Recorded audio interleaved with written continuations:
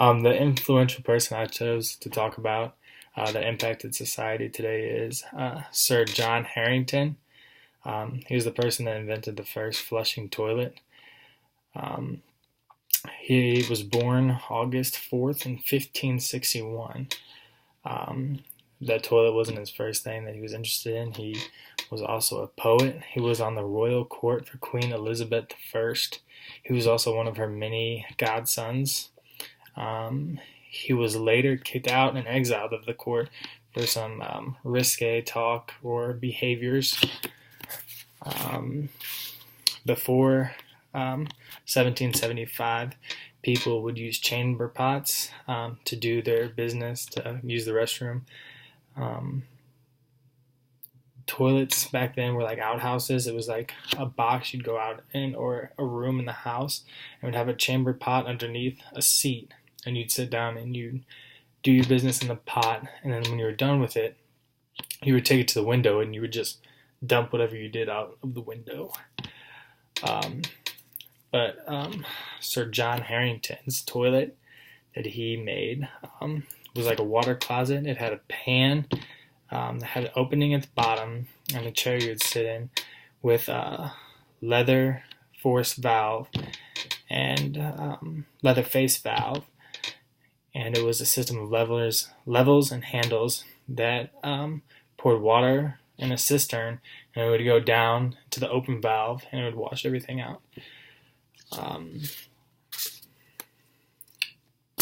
Whenever he first invented the toilet, it wasn't very accepted in society. A lot of people didn't like it. It was way before its time. Basically, he was sort of shut down by most people for the toilet. Everyone liked the way they did it. They didn't want to change. They didn't see a reason for change. But Queen Elizabeth I was the only person open to the invention. He was her godson. He was on the royal court at the time. She trusted him. She liked the idea of it, how sanitary it was and how it was more higher class, and that she really was the only person at the time that would use it. It wouldn't be till much later that the toilet would become an everyday part of people's lives. In 1775 was the next change to the toilet by Alexander Cummings, who reinvented Sir John Harrington's version of the water closet, which started the evolution of the toilet. This caused more people to open their eyes to the toilet, to the sanitary factor, to the factor that they wouldn't have to be dumping their waste buckets out the window, that it was a lot more cleaner feeling. A lot more people of the time were open to it. It was then changed later on till what we know today. Today it's a part of everyday society. You see it in homes all across the world. Almost everywhere has a toilet. Everywhere in America has a toilet. They're found in public places. It's just a part of everyday society that we take for granted, that back then this inventor John Harrington was way ahead of his time. And it's crazy to think that he wasn't looked on as smart or educated for inventing this thing. They didn't see it as a need at the time. But if you look at it today, it's very much so a need.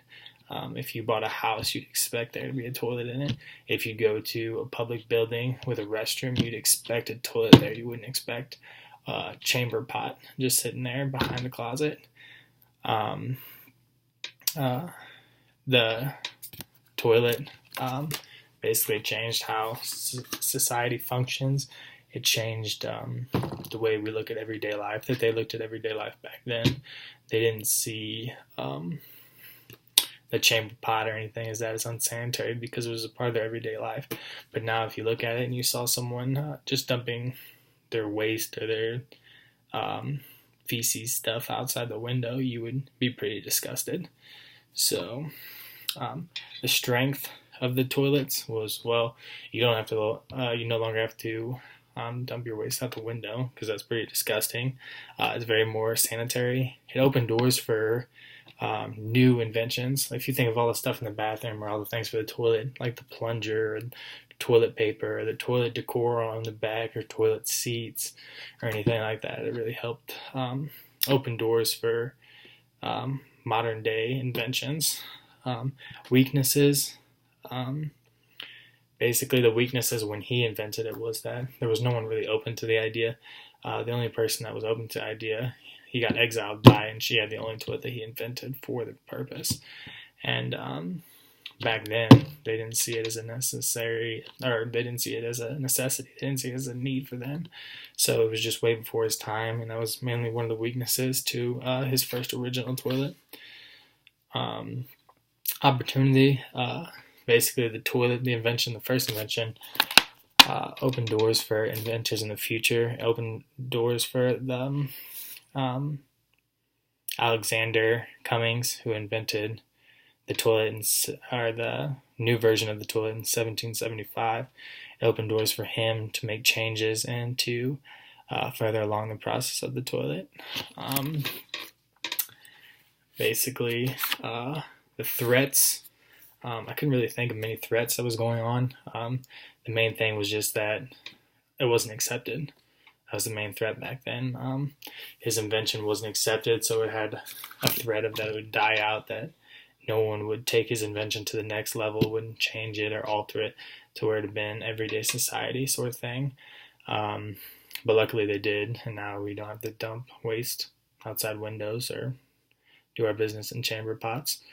But as far as Sir John Harington, he really changed the way society functions today by inventing the first flushing toilet.